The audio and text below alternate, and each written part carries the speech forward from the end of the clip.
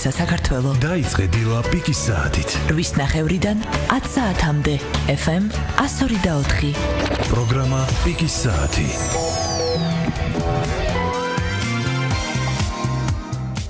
დილამშვიდობის მოგესალმებით ყველას კიდევ ერთხელ უკვე 8 საათი და 41 წუთია საქართველოში ჩვენ დავბრუნდით პირდაპირ ეთერში და როგორც დაგიანოსეთ დავბრუნდით ეთერში სტუმრებთან ერთად ვაპირებთ საკმაოდ საინტერესო თემაზე საუბარს ასე რომ თქვენც თუ გაგიჩნდებათ სურვილი შეგიძლიათ შემოგვიერთდეთ და დაგვირეკოთ ჩვენ ნომრებზე 240 91 92 ან 240 92 ახლა კი რაც შეეხება თემას რაზეც ვაპირებთ საუბარს ჩვენ საბავშვო სავარძლებზე მგზავრობის დროს სტუდიაში გვისაუბრია ერთხელ ჩვენ სტუმრებთან ერთად მისაჭიროებაზე და რა უნდა იყოს თუ არა საკანონმდებლო დონეზე აყვანილი ჩვენ ვისაუბრეთ ამაზე და ისე ამ თემაზე გვიწევს საუბარი ოღონდ რაღაც ცვლილებები გვაქვს ცვლილებებზე რომელიც 1 ივლისიდან უკვე შევა ძალაში ჩვენ გვაინტერესებს ბუნებრივია რა ცვლილებებზეა საუბარი და რა სავალდებულებს უკვე მძღოლს სწორედ ეს კონკრეტული კანონი ამიტომ მოდით დავიწყოთ ჩვენ სტუმრებთან საუბარი წარმოგიდგენთ ქალბატონ ხათუნა ხაჟომიას რომელიც პრაქტიკული ფსიქოლოგიის ცენტრის ფსიქოლოგი გახლავთ და ირაკლი იზორია რომელიც ფონდის პარტნიორობა საგზაო უსაფრთხოებისთვის დირექტორი გახლავთ დილამშვიდობისა მოგესალმებით მოდით ირაკლი ალბათ თქვენგან უნდა დავიწყოთ ხომ საუბარი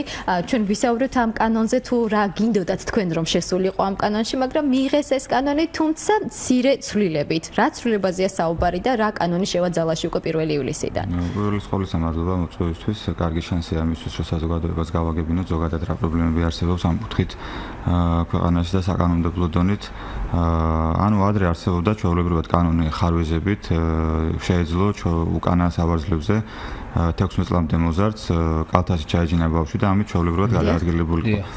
თუმცა ჩვენ ვითხოვდით რომ შემოსულიყო უსაფრთხოების სავარძლების ლეგალურად გამოყენება, ანუ ეს ყოფილიყო სავალდებულო, თუმცა პარლამენტში მიღებული იქნა კანონი მხოლოდ და მხოლოდ ერთი შესწორებით და დამატებით, მაგალითად 16 წლამდე მოზარდს თუ უსაფრთხოების ღვედი უკეთი, ამ შემთხვევაში შეუძლია რომ კალთაში ჩაეჯინოს ბავშვი, რაც არასწორია და არც ერთ ქვეყანაში არ აქვს ესეთი პრაქტიკა.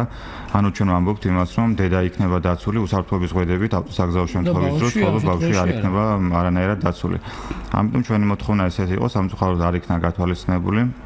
ამიტომ ვაპირებთ რომ ამ თემებზე პერმანენტულად ვისაუბროთ მედია საშუალებებით, სხვადასხვა აღონიზებებიც კი მოვაწყოთ და გვინდა რაღაცნაირად ეს თემა წავსვათ. ეს კანონში არ შევიდა. ცვლილება შევიდა მხოლოდ და მხოლოდ ერთი დამატებით რომ უსაფრთხოების ღვედი დაემატა იმ მოზარდისთვის რომელსაც ბავშვი უკავია და სავალდებულო არ გახდა ხომ? სავალდებულო კანონში კი წერია რომ სავალდებულოა უსაფრთხოების სავარძლების გამოყენება მაგრამ დასაშვებია თუ მშობელს ღვედი უკეთია 16 წლამდე მოზარდს და ამ შემთხვევაში გადაადგილების ანუ გამონაკლისი არის დაშვებული და როცა ესეთი გამონაკლისებია დაშვებული მაშინ აღარ სარგებლობენ და რა თქმა უნდა ყველა ისარგებლებს აი ესეთი ხარვეზი და გამონაკლისი. ანუ 3 წლამდე ასაკის ბავშვისთვის კანონში წერია ან შეუძლია გამოიყენოს სამგზავრო სავარძელი ან როგორც ირაკლიმ თქვა, უფროს თუ აქვს ღვედი შეკრული, შეუძლია კალთაში ჩაეჯინოს ბავშვი, რაც რა თქმა უნდა არანაირად არ იცავს. ანუ საგზაო შემთხვევაში დროს არანაირად არ არის დაცული. არ არის დაცული ჩვენი კანონი, რომელიც მიიღეს და 1 ივლისიდან ამოქმედება, საერთოდ არის გათვალისწინებული ბავშვის უსაფრთხო ტრანსპორტირება, აბსოლუტურად. ერთ შენიშვნას თუ შეიძლება შევასწორებ, მე ვარ ფსიქოლოგი, მაგრამ ამჟამად ვიმყოფები თქვენთან, როგორც ფონდიელი, ესეთი ფონდია, რომელიც ამ საკითხებზე მუშაობს და ჩვენი პროექტია სამგზავრო სავარძელი ბავშვების სიცოცხლის დასაცავად. აი მის წარმომადგენელი ვარ. კი ბატონო, მე ვიცი რომ თქვენ გაქვთ ძალიან საინტერესო სტატისტიკა. ცოტა ისეთი სავალალო შედეგებით, მაგრამ ეს სტატისტიკა კი უნდა უთხრათ აუცილებლად ჩვენს მსმენელს გადაადგილების დროს სწორედ ამ სავარძელის გამოუყენებლობით დაზიანებული ბავშვების სტატისტიკა. იცით რა არის სტატისტიკა ძალიან რთულია. 2 წლის განმავლობაში 70-ზე მეტი ბავშვი არის დაღუპული ავტოსაგზაო შემთხვევებისას და ყველა ბავშვი ვინც იღუპება ავტომობილში ყოფნის დროს ეს არის იმის ბრალი რომ ის არ იჯდა სამგზავრო სავარძელში. და ეს მშობლებმა რაღაცნაირად უნდა გაითვალისწინონ ჩვენთან არ აქვს ინფორმაცია რამდენად იცავს. უთქვამთ კიდევაც რომ ეს სავარძელი რას დაიცავს თუ რამე მოხდება. ყველა მშობელს ურჩევ რომ ანუ თვითონ იზრუნონ, რადგან სახელმწიფო ამ ეტაპზე არ ზრუნავს ბავშვებზე, თვითონ იზრუნონ ბავშვების უსაფრთხო მგზავრობაზე და ნახონ უამრავი ვიდეოებია, სხვათა შორის ვიდეოები, რომელსაც ვეძებდით ჩვენ. რა იმართება ბავშვს, როცა უფროს უზდის კალთაში. აი უძველესი ვიდეოები მოვძებნეთ YouTube-ზე. ალბათ 20-25 წლის წინანდელი, იმიტომ რომ ეს პრობლემა აღარსად აღარ არის. ყველას აქვს გააზრებული სახელმწიფოს დონეზე და რა თქმა უნდა მშობლის დონეზე, რომ ყველამ უნდა იზრუნოს ბავშვების უსაფრთხო მგზავრობაზე და ეს არის შესაძლებელი მხოლოდ სამგზავრო სავარძლის გამოყენებით. მოდით ევროპულ მაგალითიც რომ ვთქვათ, ერთგვარი პარალელი რომ გავავლოთ, როგორი კანონია ევროპაში სწორედ ბავშვის გადაადგილებასთან დაკავშირებით? ანუ ზოგადად არა მარტო ევროპაში, მსოფლიოში ჩვეულებრივად სახელმწიფო ვალდებული, ანუ 12 წლამდე ბავშვების გადაყვანა მოხდეს უსაფრთხოების სავარძლებით. თუმცა აქაც არის რა თქმა უნდა დაყოფა, ანუ სავარძლების კატეგორიები და ტიპებად იყოფა, დაუშვათ 0-დან 1 წლამდე, 1-დან 3 წლამდე, 4-დან 6 წლამდე და 6-დან 12 წლამდე. ეს არის მაგალითად თუ 0-დან 1 წლამდე ავიღებთ არის 13 კილოგრამამდე, შემდგომი ეტაპი სავარძლების არის 18-მდე, შემდგომი 15-დან 25-მდე და 22-დან 36 კილოგრამამდე. ასევე სიმაღლეების მიხედვით ბავშვების ჩვენთან კი სამწუხაროდ 3 წლამდე გვიწერია მხოლოდ და მხოლოდ კანონში. ანუ რა გამოდის რომ 12 წლამდე ბავშვებს რას უშვებით? ანუ ესეთი ბავშვები დაუცველები არიან ჩვენ გზებზე. ანუ აქაც კითხვის ნიშანი ისმევა და თითქმის რა ვიცი რა რომელი ქვეყნის მაგალითიც არ უნდა ავიღოთ, ყველგან პირდაპირ ნახავთ რომ ეს უნდა იყოს აუცილებლად 12 წლამდე და არა 3 წლამდე. ანუ აქაც სმენელი გველოდება ჩვენ ხაზზე. შეგიძლიათ კურსასმენები მოირგოთ, მოусმინოთ მას და განვაგრძოთ შემდეგ დილამშვიდობისა. დილამშვიდობის გურიდან ჯემალდობორგიდე მოგესალმებით. მოგესალმებით. გადაიღეს ფილმი ღმერთო დაიფარე ბავშვები და ცხოველები და დიდი გამოხმაურება მოხდა მსოფლიოში და ძალიან ცუდი მდგომარეობა საქართველოში ბავშვები იღუპებიან ავტოგადასრობის დროს და საჭიროა სიფრთხილე და რაც შეიძლება რომ ყველგან იყოს იქ სადაც ბავშვები მოძრაობენ თხილად ბავშვები და შეერთოთ კიდე სკოლაში აუცილებელია რომ შეიქმნას ჯგუფები რომლებიც ბავშვებს მოძრაობის წესებს და ქუჩაში უსაფრთხოების წესებს ასწავლიან. ღმერთო დაიფარე ბავშვები და ცხოველები გამართოს საქართველოს. მადლობა თქვენი ზარისთვის. იცით რა არის საინტერესო? ამ სავარძლის დამონტაჟებაც ანუ თითქოს არაფერი, მაგრამ მისი განთავსებაც უნდა ვიცოდეთ რეალურად, ხო? იმიტომ რომ ხშირ შემთხვევაში არასწორად თანხდება. მოდით ეხლა რა ხდება ჩვენს ქვეყანაში ამაზე ვილაპარაკოთ და ინსტრუქციებსაც მივადგებით ავტომატურად. ძალიან ცოტა იყენებს და ამას ჩვენ ხედავთ ყოველდღიურად, ხომ? ხედავთ როგორ მგზავრობენ ბავშვები მამიკოს ან დედიკოს კალთაში საჭესთან, ფანჯარაში გადმოყუდებულები და ასე შემდეგ. წარმოდგენა არ აქვს მშობელს რა საშიშროების საფრთხის წინაშე აყენებენ საკუთარ შვილებს. მარტივი დატორმოზების დროსაც კი შეიძლება სერიოზული ზიანი მიიღოს ბავშვმა. ვინც იყენებს სავარძელს, ეს არის ძალიან მცირე პროცენტი, ხშირ შემთხვევაში არასწორად, ანუ ნამდვილად სპეციალური წესები აქვს სავარძლის დამონტაჟებას და თუ ის არ იქნება გათვალისწინებული, დაცვაც რა თქმა უნდა არის მინიმალური.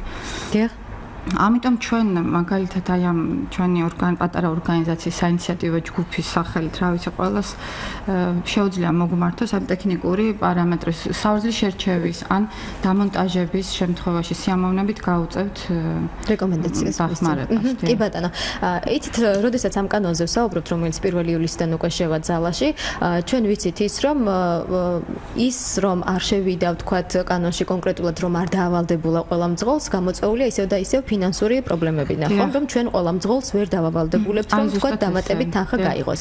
შესაბამისად ჩდება კითხვა, ძვირი ფუფუნე, ანუ რა ჯდება დაახლოებით ის სავარძელი, რომელიც თქვა ბავშვს დაიცავს. იცით რა, ჩვენ გვაქვს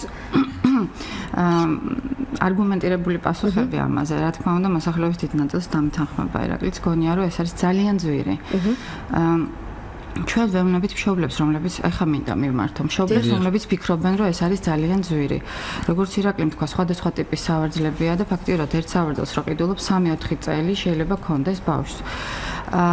ყველა 100 ლარიდან იწყება ეს სავარძლები, მაგრამ აი 6-დან 12 წლამდე ბავშვებისთვის არის ესეთი ბუსტერსიტი, ასამაღლებელი ბალიში, ესე ვთქვათ ქართულად, რომელიც არის პრაქტიკული, ძალიან მარტივია გამოსაყენებლად, დასამონტაჟებლად და საშუალებას აძლევს ბავშვს, რომ ის ღვედი, რომელიც კისერზე რო არ კონდეს და მოხჩობა არ გამოიწვიოს დაუშვათ დატორმოზების დროს, იჯდეს ისე, როგორც დიდი ადამიანი.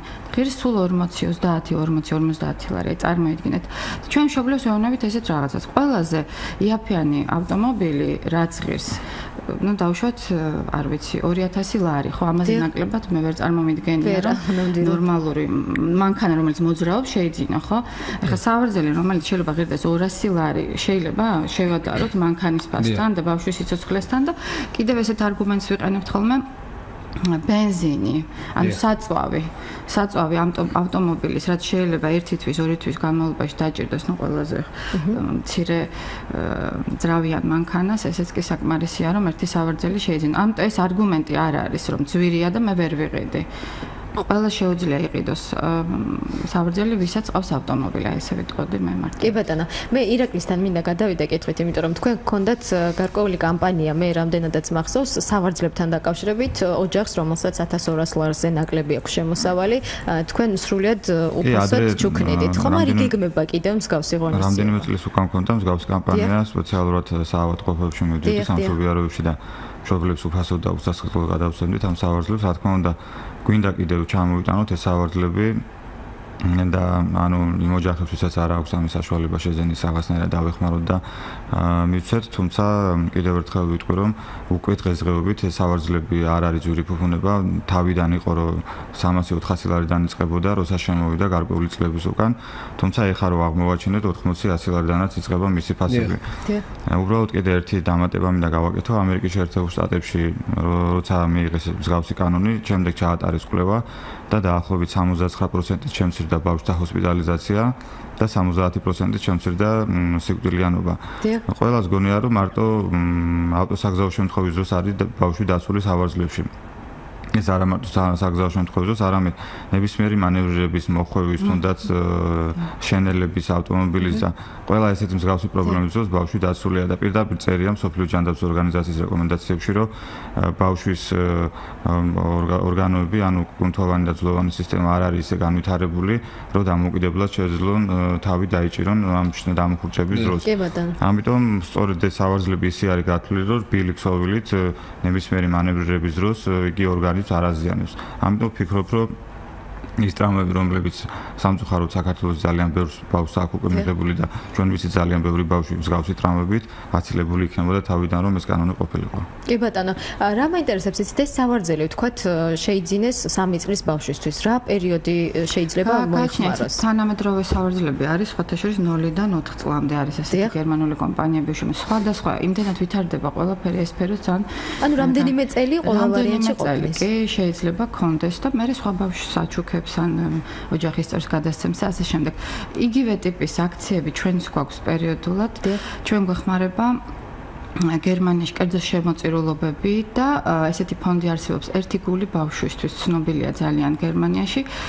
ისინი გვიგზავნიან თანხებს იმისთვის, რომ ჩვენ აქ შევიძინოთ სავარძლები და ოჯახებს, რომლებსაც ბევრი შვილები ყავთ, ან რომლებსაც აქვთ ავტომობილი, მაგრამ მათი შემოსავალი, აი როგორც თქვენ აქციის შემთხვევაში შედარებით ნაკლებია, მათ ჩუქნით ამ სავარძლებს, ვუტარებთ რაღაც შეხვედრებს, რომ გაიგონ რა არის და ყველას ჩუქნით ესეთ სტიკერებს, რომ ამ ქვეყანაში გავაგებინოთ მთავრობას, რომ არც ისე ცოტა არის ადამიანი, ვინც ბავშვების უსაფრთხო მგზავრობაზე ზრუნავს. რა ვიცი, რაც შეგვიძლია, ასე ვთქვათ, ეს მინიმალურია, მე მაინც ვფიქრობ, რომ თუ სახელმწიფოს დონეზე არ მოხდა ამის გააზრება, სამწუხაროდ ვერ ვიქნებით მხოლოდ მშობლების იმედზე, მაგრამ ამ ეტაპზე ეს დაგვრჩენია სხვა არაფერი, რომ მშობლებს აუხსნათ, ჩვენ ვართ ვალდებული ვიზრუნოთ ჩვენი შვილების ჯანმრთელობაზე, ხომ ესეა? ნამდვილად. და სიცოცხლეზე, ამიტომ ყველას მოუწოდებ, რომ შეიძინონ სავარძელი, ან მოგმართონ დავეხმარებით, არ ვიცი ყველანაირად, რომ ბავშვებზე ვიზრუნოთ ერთად. დიდი მადლობა თქვენ სტუმრობისთვის, დიდი მადლობა ამ საინტერესო თემისთვის და რა თქმა უნდა, საინტერესო და ძალიან საჭირო თემისთვის, იმიტომ რომ მე ძალიან გამიკვირდა უყოდ მართლა რომ საკანონმდებლო დონეზე ეს აი ამ ფორმით არ შევიდა როგორიც მოთხოვნა შემდგომ რომ ეს არაფერს არ აზიანებს და არც არავის უფლებებს არ ზღუდავს. ამიტომ გამიკვირდა ის რომ უბრალოდ შეიცვალა ძალიან მცირე რამ რომ შეიძლება ადამიანს ეჭიროს ხელში ბავშვი და თვითონ რომ საგზაო შემთხვევის დროს ყოველას რეფლექსი სხვადასხვანაირია და არ ამგონია რომ ვინმე პასუხს პასუხისმგებელი იყოს რა აუცილებლად მჭიდროდ დაიჭერს ან ძალიან გამორიცხულია. ხო, ანუ ამ შემთხვევაში ამაზეა საუბარი, რომ არაფერს არ თვლიდა ის, რომ კანონში შესულიყო ეს ცვლილება, რომ სავალდებულო გამხდარიყო. კი ბატონო, ძალიან დიდი მადლობა თქვენ სტუმრობისთვის. გისურვებთ წარმატებას და ჩვენს მანძილს კიდევ ერთხელ შევახსენებთ, რომ ჩვენ ხათუნა ხაჟომიას და ირაკლი იზორიას მასპინძლობდით. პიკის საათი. რადიო 1 FM 102.4.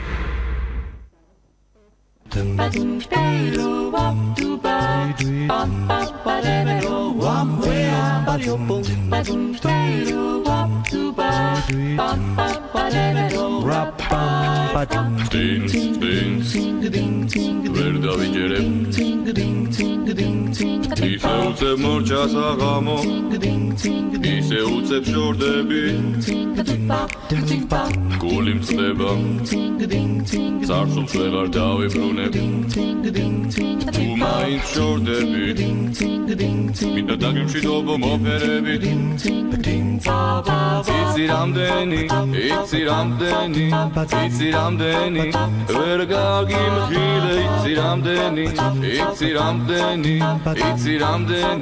ვერ გითხარი წინს ვერ გაგიბედე როგორ მიყვარდი ვერ გაგიბედე როგორ მიყვარდი ვერ გაგიბედე მე არ მჯერა რუსულ მემატოვე როგორ მინდა დაგიბრუნო ერთადერთი არ დარჩა შანსი გული მწდება აღარც ერთი არ დარჩა შანსი როდის შეკვდები გაუგებარია ნუ დამივიწყებული სიმღერი იცი რამდენი ვერ გავიმღილე იცი რამდენი ვერ გითხარი წინს ვერ გაგიმხილე როგორ მიყვარდი ვერ გაგიმხილე როგორ მიყვარდი ვერ გაგიმხილე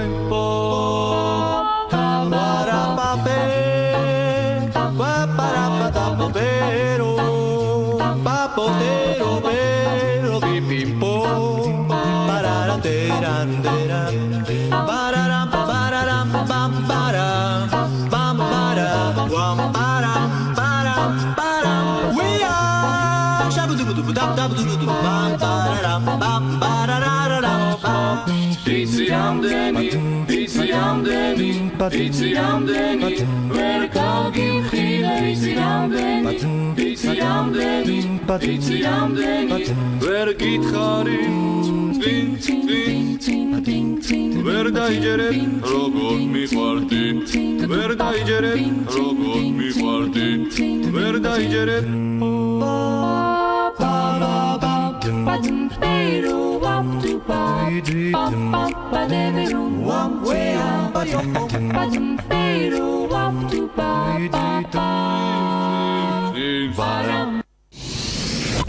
დილა რადიო 1 FM 102.4. პროგრამა პიკის საათი.